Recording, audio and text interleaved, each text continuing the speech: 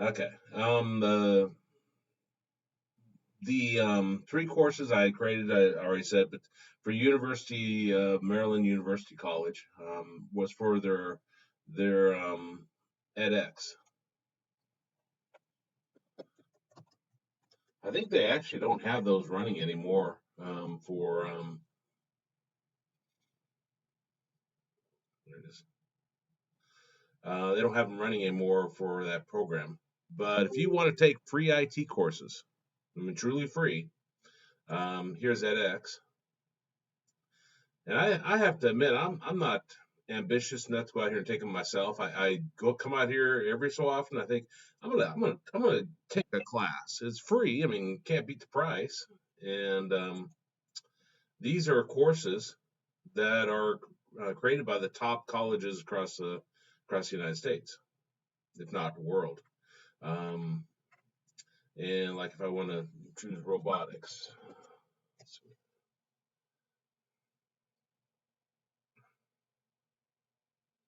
I don't know if there is any for robotics.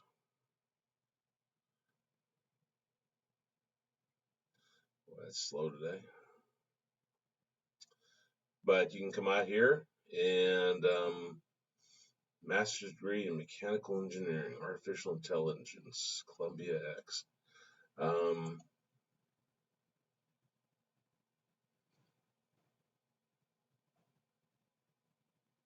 this program is retiring soon. um,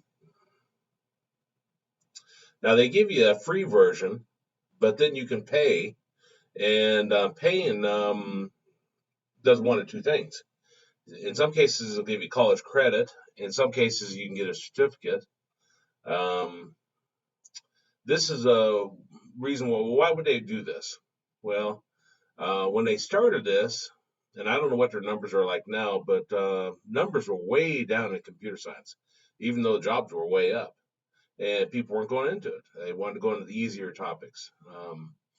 Well, easier topics didn't have jobs, and I think people are saying now that they need to go in maybe some of these areas.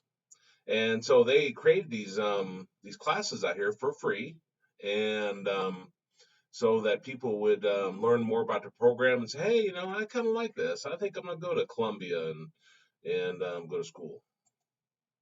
So yeah, there's a lot of different ones out here.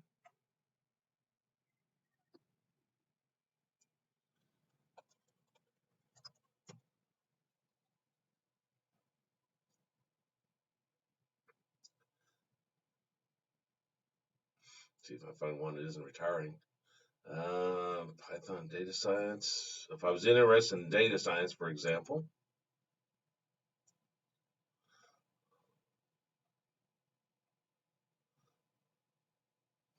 so they got here for the full program experience. uh,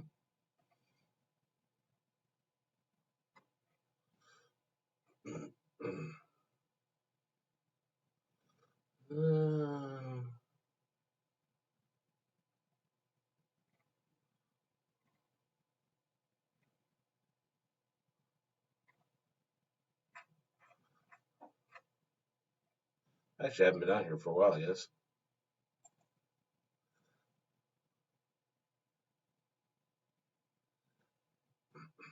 just got to create an account. I assume they're still free. This price tag you think that you see now, I believe, is for, like I say, for the full program experience, where you either get a certificate, you can get college credit, or so forth. I was actually, if I have to, because these are even cheaper than like regular. If you if you take this and then you sign up for their master's program, then some of these will transfer in as master's level classes, and it'd be cheaper than actually signing into the program and taking it. So I thought if I ever have to pick up any college or graduate credit hours, then I'll just come out here and take some classes.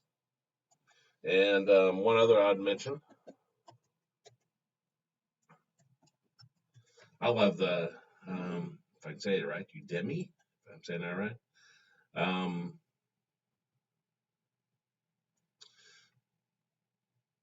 Come out here and these are courses people have created. Some of them good, some of them bad. But you can look at the ratings and so forth and see the popular ones and so forth. And you can learn about a new topic. I tell people going to IT, that's one area if you want to go into, you're going to have to keep learning.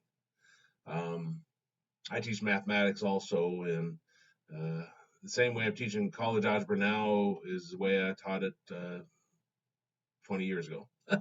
Hasn't changed.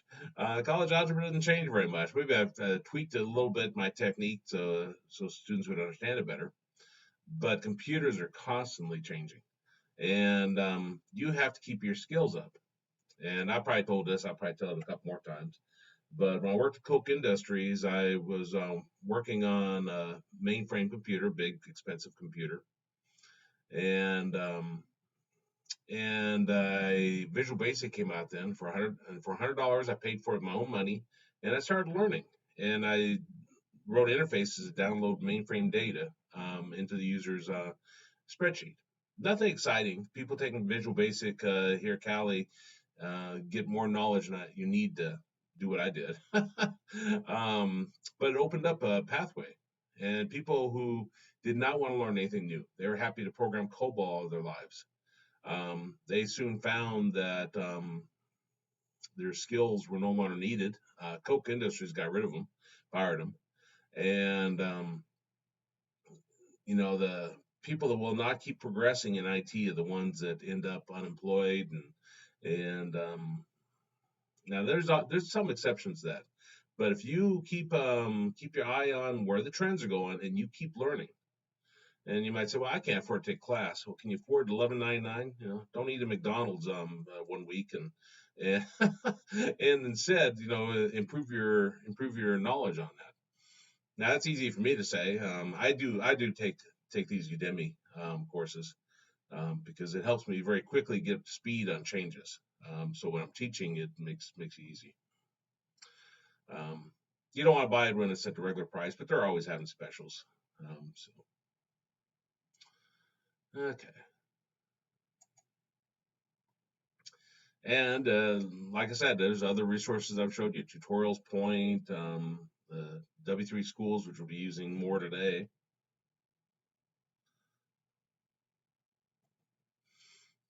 Now, the invitation to computer science, chapter 3, the efficiency of algorithms. Kind of interesting. The principles behind it. When it gets into detail, it gets boring, I think. But I should probably care more about efficiency in my programs. But just to go through here and talk about the efficiency.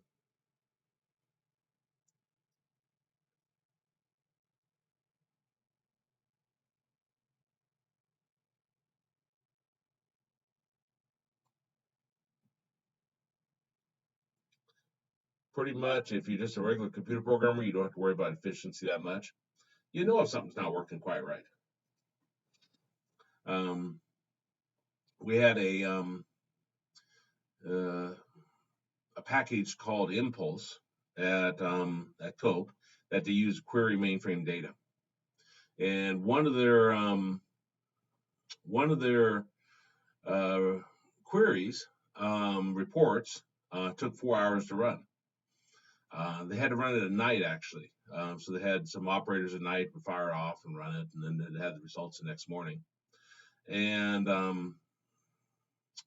I was at that time improving efficiency of reports, and I went and I improved the efficiency of that program. Um, and instead of running 4 hours, it ran 4 minutes. So they no longer had to run at night and no longer hunt up the system while it was running. Very efficient. Now I forget how many records is in tables going through. It's either, I think it's like 5 million. It was in the millions. And it would go through and process. Well, I didn't do anything fancy. There's something called an index. It's kind of like if you for people that are older that remember phone books. If you're think of a phone book, if I'm trying to find John Smith, I go to the S's, and then I start looking down through scanning through to the SM, and then SMI, and then SMIT, and until I get Smiths, and then I look for the individual's name. I know that's they don't got phone books hardly anymore, but there were big paper copies that had your name and your phone number in it. Well, imagine a phone book of 500,000 people that was not sorted. How long it would take you to go through all the data? That's what the report was doing. It wasn't using an index to go through and find the data it was looking for. So the index already existed. I didn't have to create it or anything. I just added it. It was about a 5-minute change. So efficiency is important, but you'll pretty well know if something's not working right. It's sitting there running pretty fast or pretty slow, and you look for what you've done wrong, if you can use indexes or so forth. Now, I don't know what this symbol is. I think it's a big O notation, but I don't think it's usually written that way. Could be. I just don't know. Somewhere there. Let's see. Big O notation. Computer science.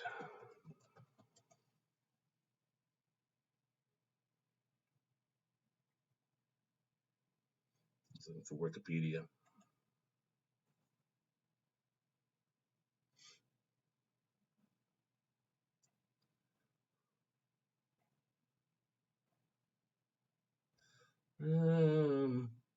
Yeah, this is the way you usually see it written,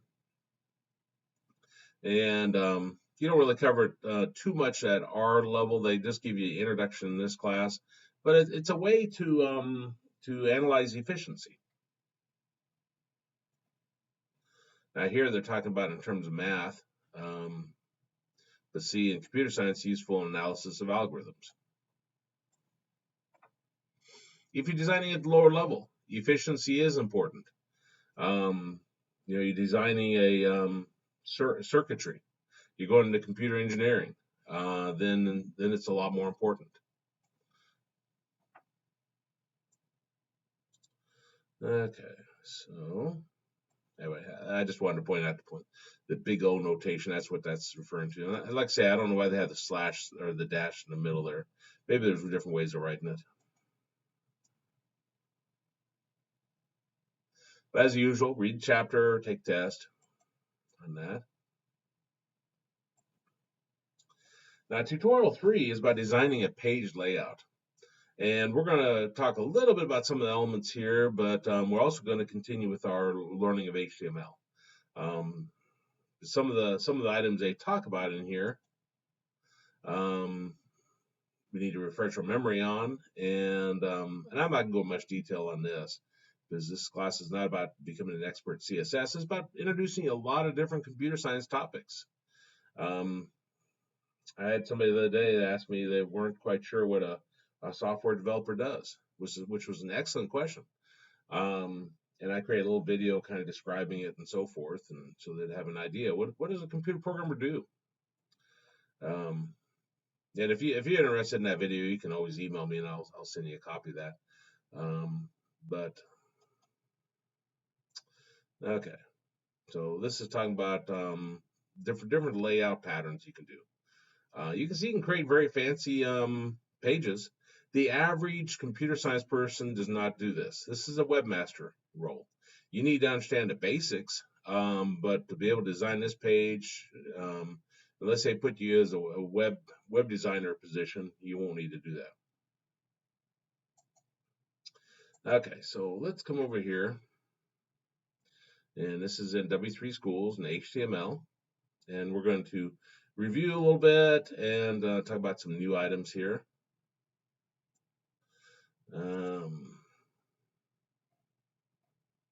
We talked about the H1 through H6 as our headers. We talked about paragraph. We talked about line break. You see here they got the BR and they don't have the slash. The slash is optional at the end. The new HTML says you should have the slash. I've adapted I've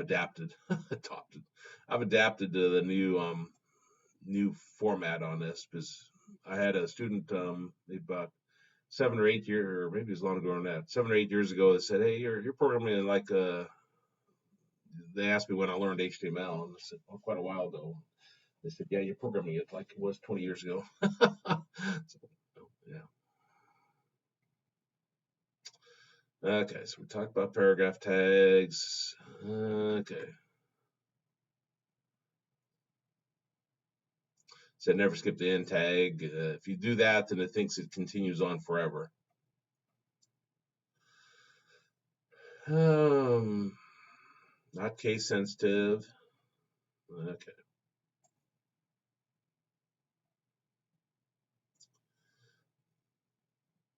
Attributes. We looked at linking to another page. Um, Now let's take a look at the image tag.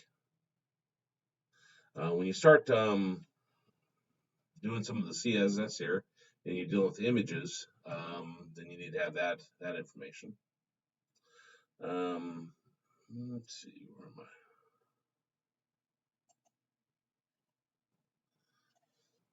Search for Pink Panther.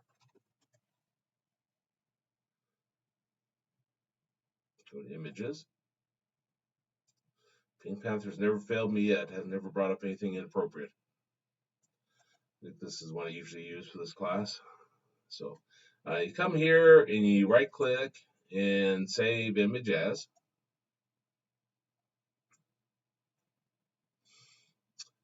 And change it to my folder.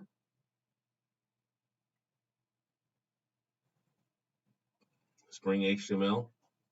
And I'm gonna make it a little easier. I'll just say pink.png. You do have to have the extension on the end there. I know some of the projects people have turned in various classes. Sometimes when they save it, they don't put the extension on the end. The extension on the end is what tells it what kind of file it is. So they know it's a Word document or a image file or a HTML or whatever. Okay, so I got that out there now. And I put this in the same folder as my HTML, so pink.png. And I'm going to get rid of that list there. And that's image source equals pink.png. And I suppose the official is that there's an ending slash there, since this doesn't enclose anything. Save that. Refresh this. We've got our image there. Now over here then, you can set more parameters. I think it's width and height.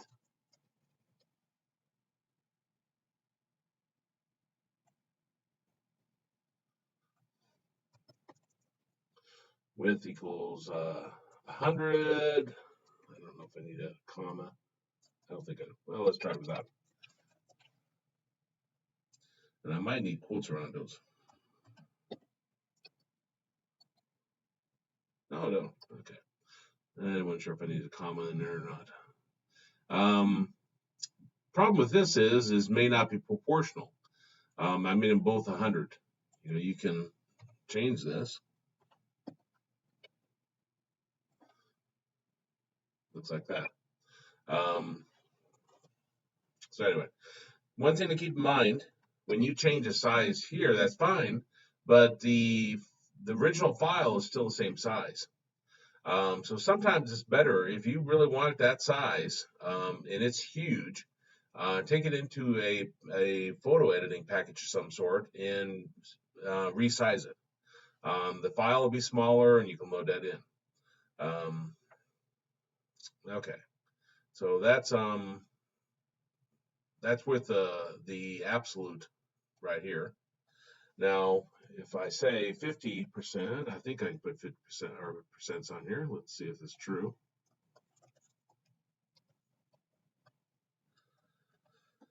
I usually do actual numbers.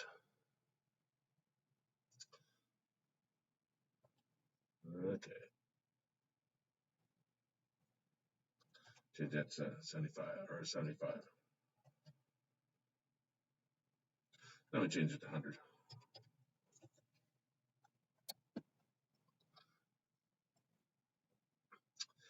This 100% here means it's taking 100% of your page.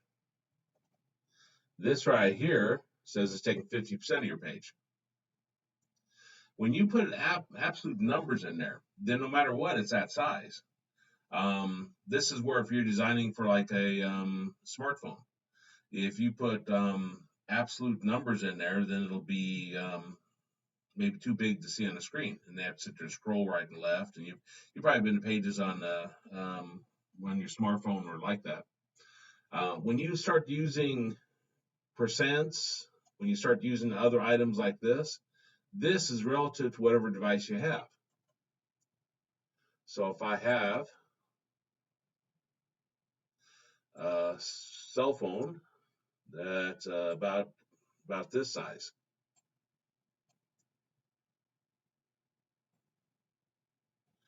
then it'll be based upon that size. If you got a tablet, it's bigger. It's be based upon that. If you got a desktop, then it'll be based upon that. So, not sure if this chapter actually has any talk about that. I guess they do talk about relative positioning and absolute positioning, but some of that is based upon what you're designing it for. This was a challenge back in the dark ages of web design. you had some people had a 800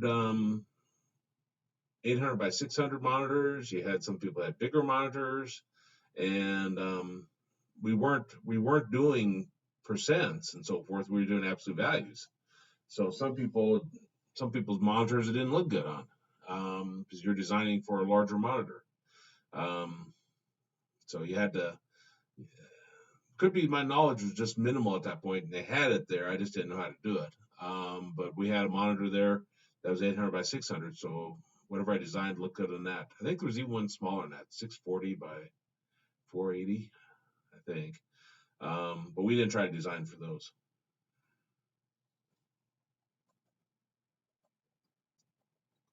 Okay, so now here, this is an important idea, the relative URL versus the absolute URL. That stands for Universal Resource Locator, I think. Some people say URL. Some people say URL. So I'm not sure if there is any right or wrong on that. Now I got Pink Panther here. Let's say I want to have all my images in a folder called images. So I can right click over here in white space and choose new and folder into images. And I'm going to copy the pink.png. I just clicked on it with my left mouse button, dragged and dropped it, and now it's under images. So now, if I go and look at my page here, it's got it broken. And you've probably seen this. You see this a lot with broken images. It means they don't got their they don't got this right here. If I type images slash, and since that size is bothering me, let me change it back.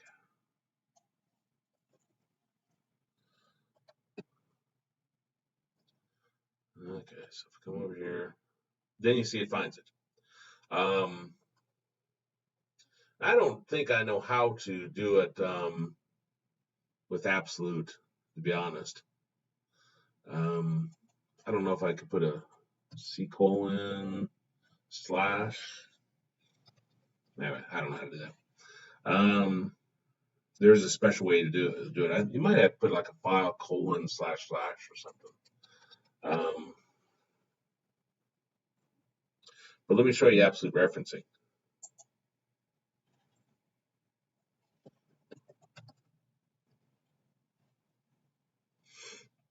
Okay, so I got my picture out here under my webpage, mathheals.com. If I right click on that and choose copy image address, and then if I come back to this page, a couple line breaks in there, image source equals, and put that in there, and I'll say width equals 100, height equals 100, slash greater than. And now go refresh that. It brings that in. So it's your page here is linking to their image. This is how a lot of not necessarily Google, but how a lot of search engines do is that they bring in a snapshot of an image from another location. It gets built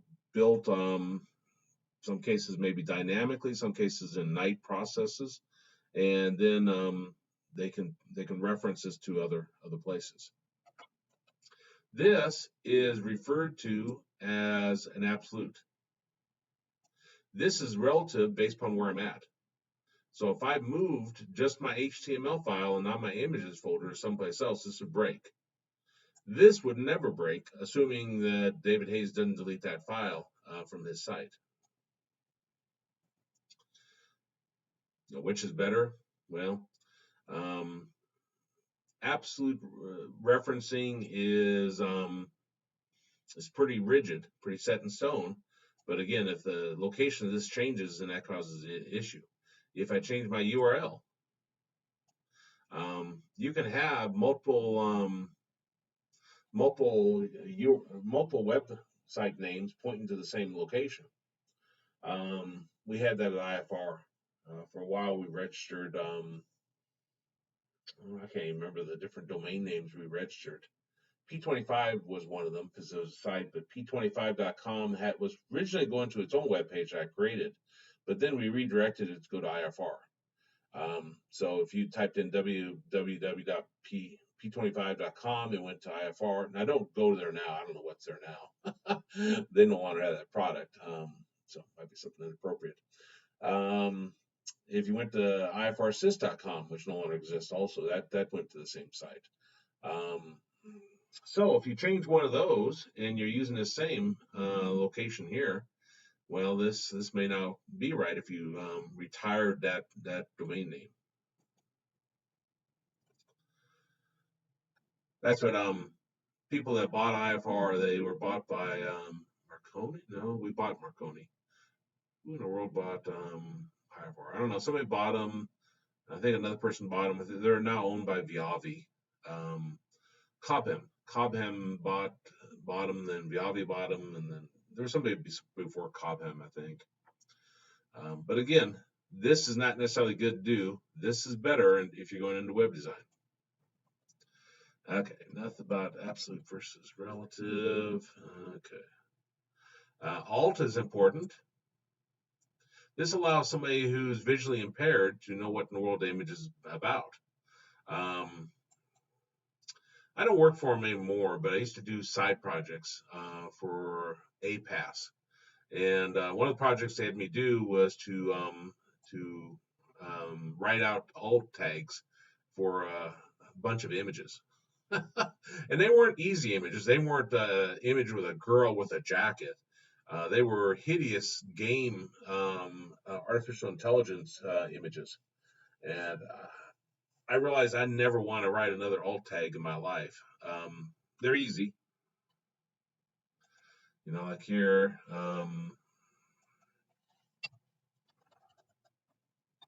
alt equals, this is a blue guy. Can't say it's a guy. This is a blue person. So now on my web page here, this right here will have an alt tag. You can't see it. It's a screen reader that does it. Why is this important? To give you a real world example, I held a HTML workshop here at the college, and a couple individuals from one of the USDs that attended, and which I thought was real interesting. I mean, they weren't like programmer types or anything, and they learned a little bit of HTML and so forth. They asked a lot of questions and so forth, and part of that is I went over the alt tag and so forth based on their feedback. I guess they were being sued by a visually impaired person because their USD website was completely non-ADA compliant. The videos were not closed captioned. They didn't have alt tags on here, and it was just that can get you in big trouble if you're a business. So it's something to keep in mind. You know, if you go into IT, let's say you can be a manager at some point. Maybe you're not going to design web pages, but you're going to direct people that'll that maybe design them. You got to make sure that that compliance is there because that can cost you a lot of money. I gave them some recommendations. I said immediately, get rid of all your videos off your web page. I said it's going to take you a while to close caption all those, and then add on the ones that you need. It's a lot easier to get rid of the content than to change it overnight. And that's what I said. You know, it's take off the non-ADA compliant so you don't get in further trouble and so forth.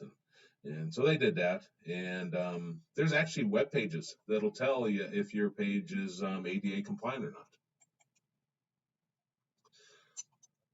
Let's see if I can. ADA compliance checker. We'll run Cali through there and see how they do. Assuming I can find one. This web accessibility, I think, is one. No, wait, no, this is one I went to. WebAIM. And cali.edu.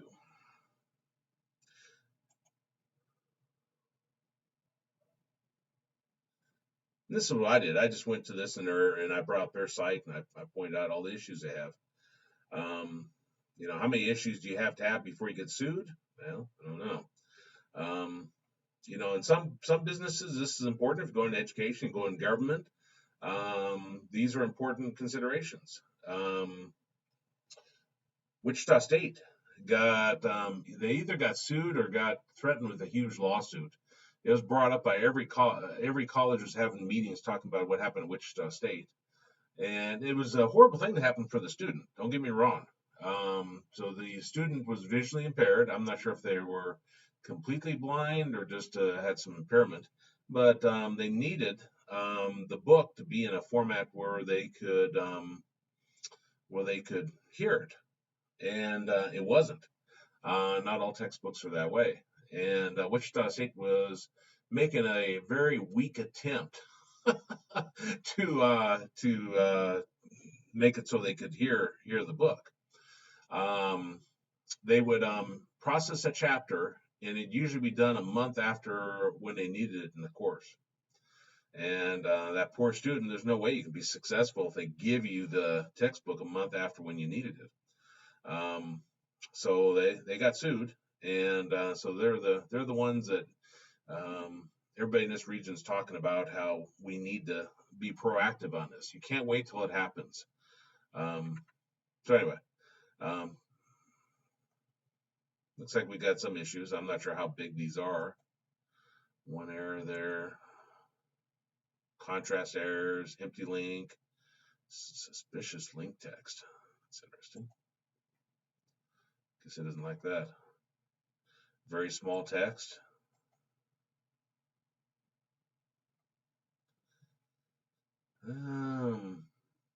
Here's an image they have that does not have a alt tag behind it.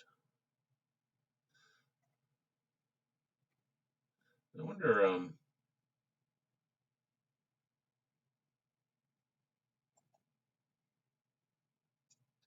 I haven't used this for a while. Okay, there you click and it goes to it.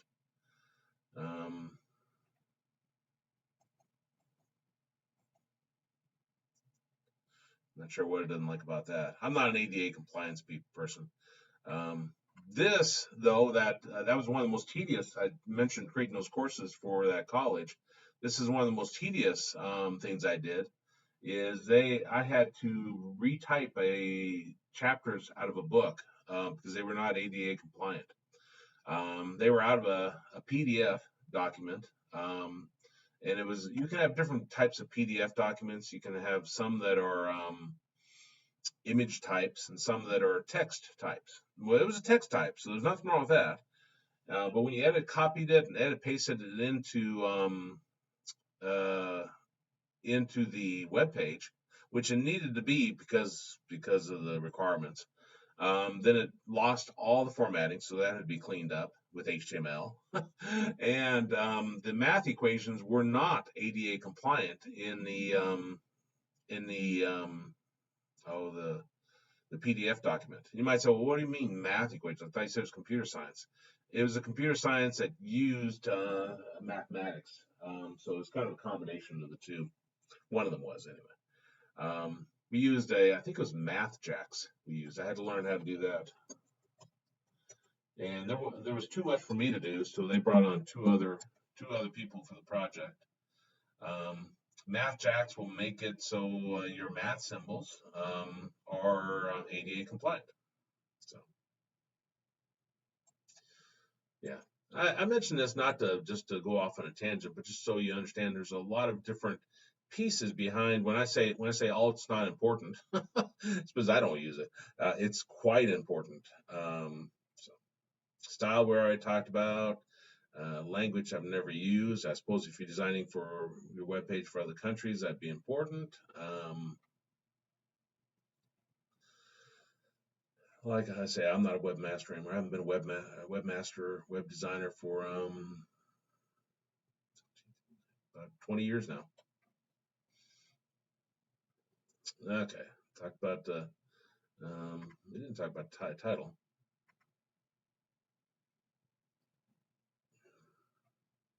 So you have a title in your paragraph. I've never used a title in my paragraph. What does that do?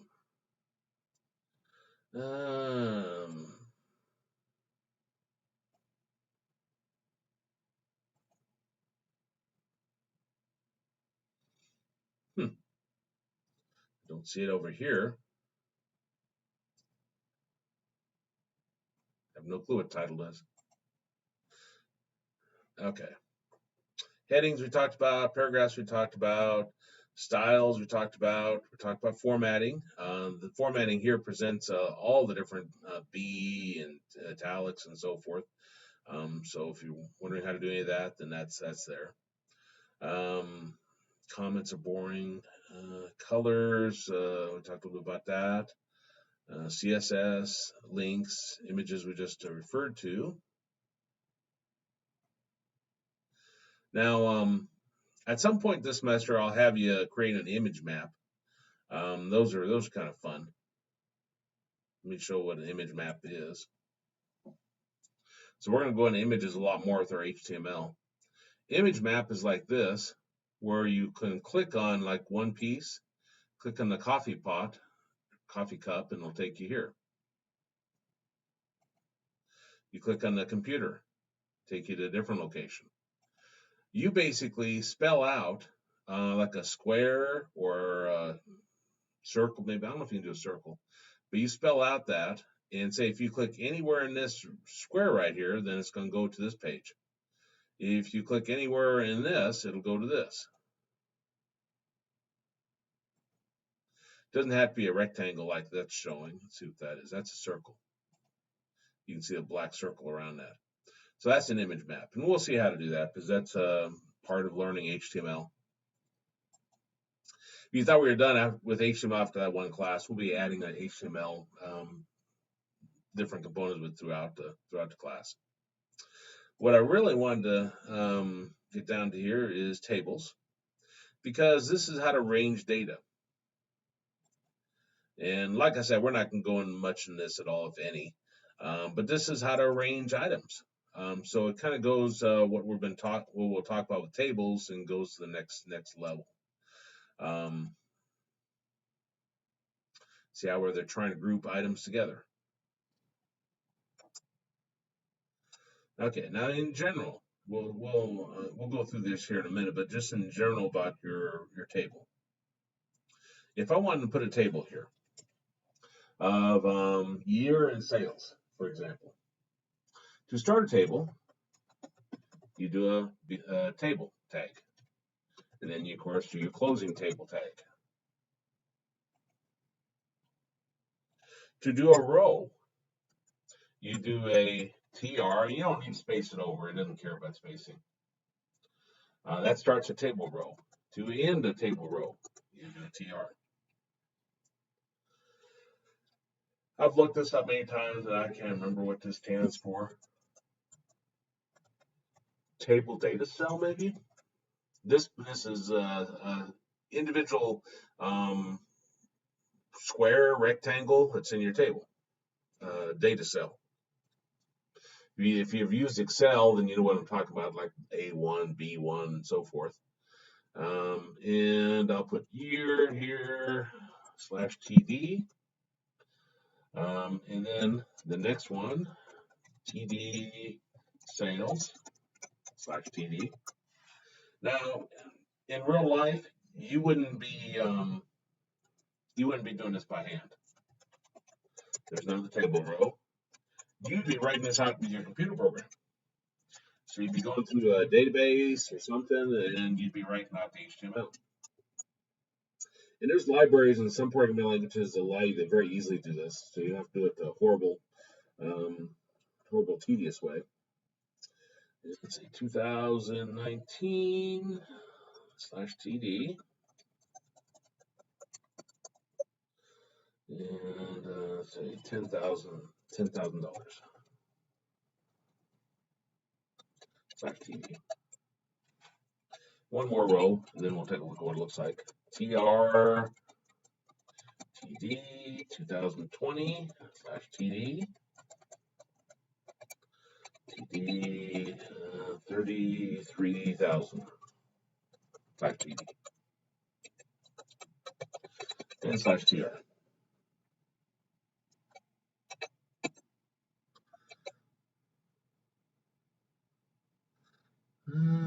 Where's my page?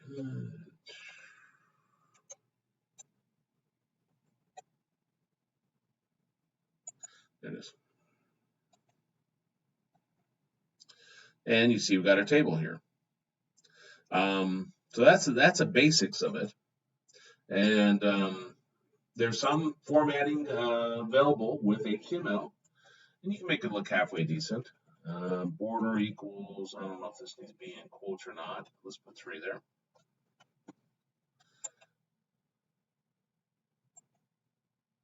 And put a border on our table.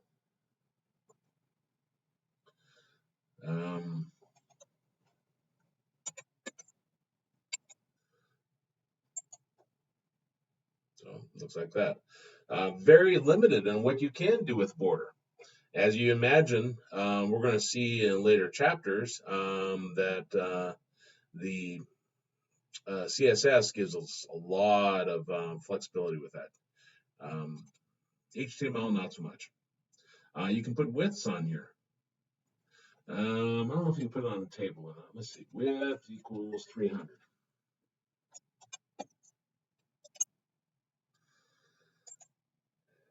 That makes it 300 pixels.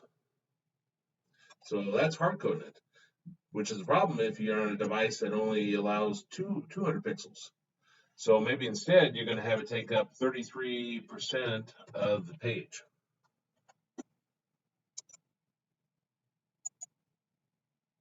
So that takes up, looks like a little less. That's in theory 33% of our page. So no matter how small our device is, it'll resize automatically.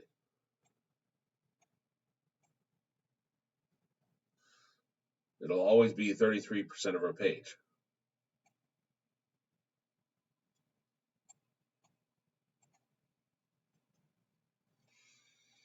Okay.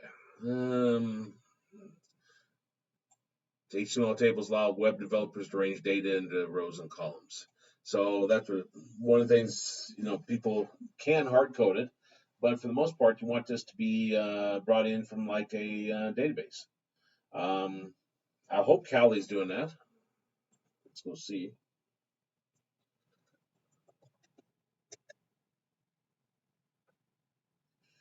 I'm gonna go to academics.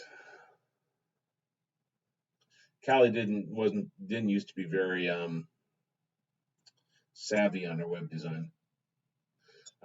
This new webmaster we have, I'm pretty impressed with, but if you go back a couple, is pitiful. Okay, degree pathways.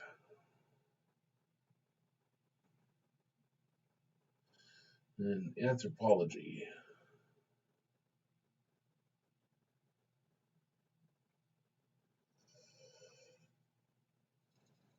Okay. Now, not sure if they put any of this in tables or not. Probably not. It doesn't look like a grid like.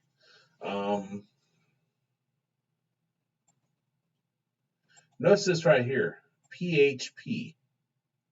What this is happening here is this is being pulled using a computer program. So this is not hard coded. This is pulling it from a database. That's what PHP. It's a programming language. It's got a mixture of SQL and programming language all together. So it's kind of interesting in that regard. No, not just that. It's a mixture of HTML, PHP code, and your SQL. So it's kind of all together. And that's its main purpose, is to pull information from databases. And so that if somebody on our end changes the basic skills, says, okay, instead of comp 1, we want you to take comp A, then it'll fix every web page. So CSS allows you to apply styles across your site. Knowing the how like a template works, which we haven't talked about, but knowing how a template works and using a language, you can have it pull from a database and have it populate your entire page. When I said that Kali didn't used to know what they were doing, they used to have this as a static page. So if you had to make a change to it, then you had to make a change to every page that had comp 1 in there. And as you can guess, you'd miss some. And then some pages would be old. So you try to have your web page be dynamic. So it pulls things via PHP and so forth. So some people would say, well, I'm going to go into web design. I don't need any programming junk. No, you're quite wrong. You may not write this. You may be implementing it. But you have to know the programming side because that's what web pages are now. They're dynamic. They're living things. Imagine Amazon or Walmart has millions of products for sale. Imagine if they had to create a static web page for every one of those products. If they had to make a change, they'd have to change millions of web pages. Think how many jobs they'd have to, how many people they'd have to hire. Okay, let's see if there's anything else under the tables for now. So I'm going to get back to that page. There we go. They got you can specify a table header. I didn't do that. See, these are THs instead of TDs.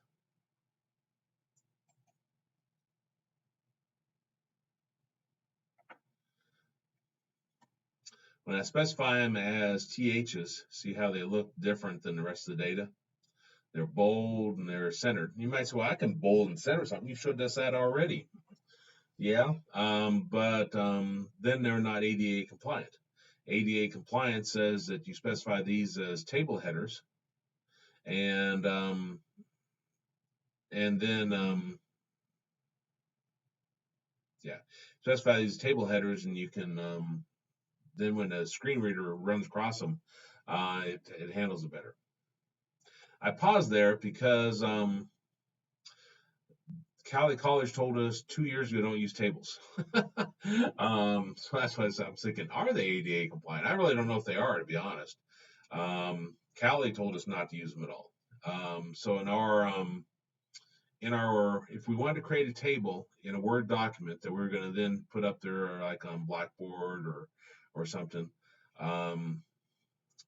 if a screen reader ran across this, it would say first name, last name, age, Jill Smith, 50, Eve Jackson, 94, John Doe, 80.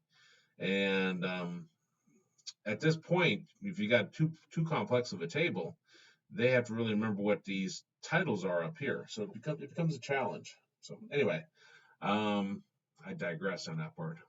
I don't know if those are compliant or not. If you want to add a border, I already showed you one way to do a border, but here's some other options. But notice what it's using, CSS. CSS allows us to come here and put a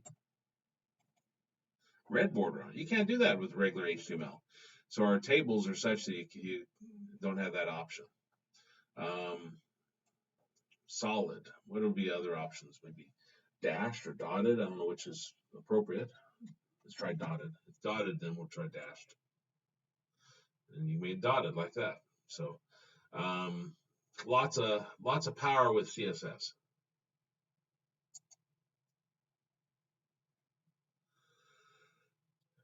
Again, this is CSS here. This isn't HTML.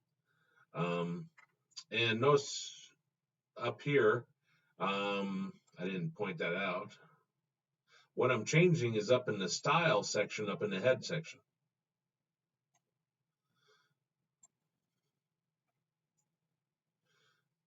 You might say, I thought we were in the HTML learning section. Why are they going into all this CSS? Well, it's because the basic HTML table doesn't give you a whole lot. So, okay. What's this one do?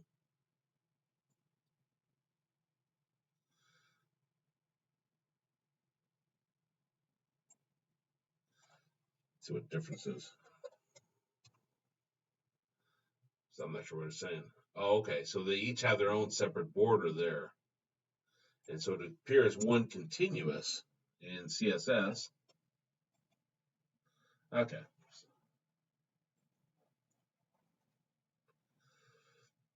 Let's see, add cell padding.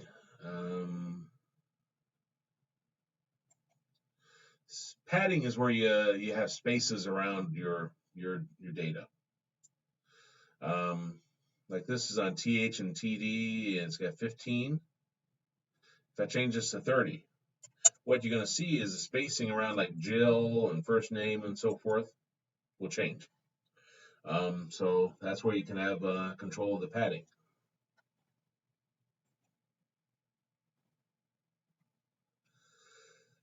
You can use text align, that's in the CSS. Border spacing. See how you can have spaces between the different ones?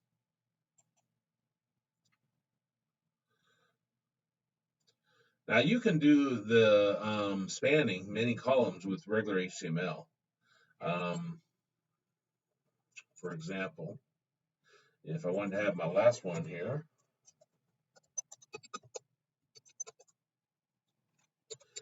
do it right.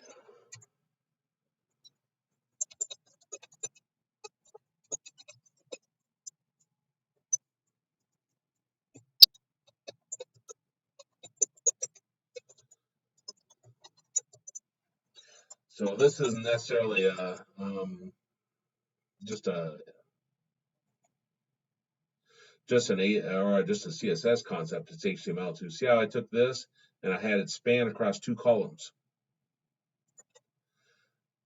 And then if I did like a center here, what's center? Is that center? Well, that's bad. I'm drawing a blank on how to center something. Let's try center. I don't think that's right.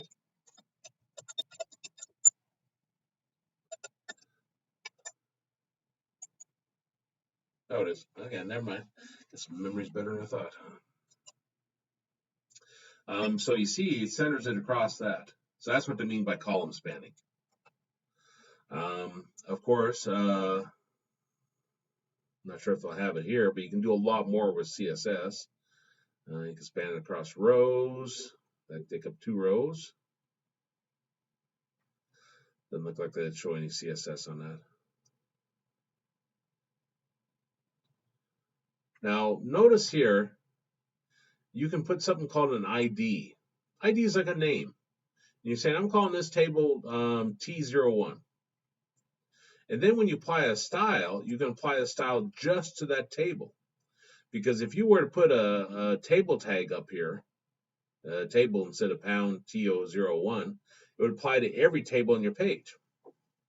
And if you want to apply it just to one table or multiple tables of that type, then you specify it this way. I don't think they probably have 2 tables on here, but oh, they do. So it looks like they got that table and that table. And for my first table here, there's no ID on it. So it just takes, what does it take? It takes this right here. On my second one, notice it has an ID on there. That's must be this yellow. So it takes this, the T01. So that's where you can apply it specifically using that. You might say, why don't you just put it down here inside the inline, inside the tag? Well, again, you may want to do this to 5 tables. So you want to control it via CSS, but okay. Let's see if there's anything. I'm just going to have you read this actually. This talks about grid layouts and so forth. One thing I do want to point out, a framework is a software package that provides a library of tools to design a website. It includes style sheets for grid layouts and built-in scripts to provide layouts for a variety of browsers and devices. Some popular CSS frameworks include Bootstrap, YAML4, if I'm saying that right, 960 Grid System, Foundation 3. I mention this because you run across these terms every now and then, and you're sitting there scratching your head, what in the world's a Bootstrap? And this talks about that. Now the project.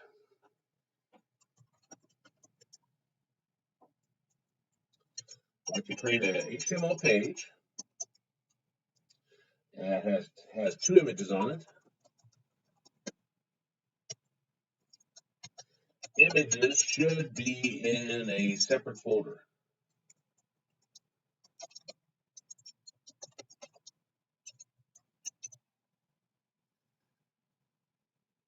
And you want to use your relative referencing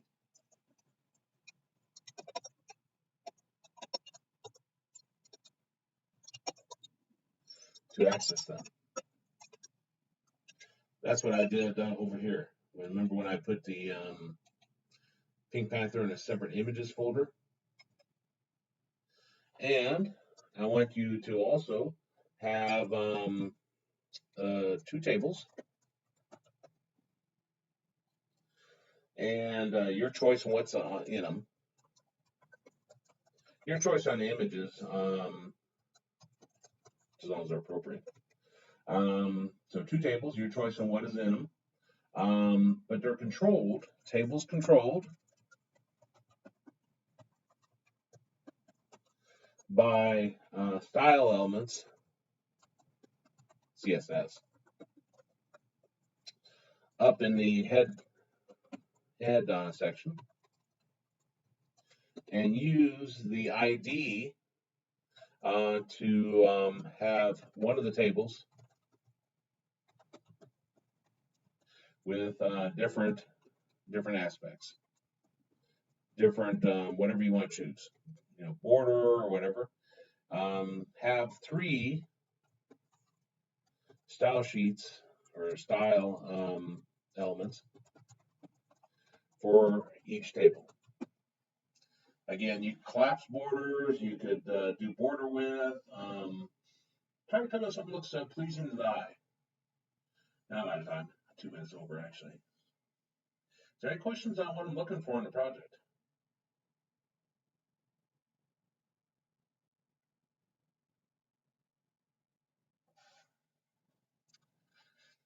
Well, we'll stop there then.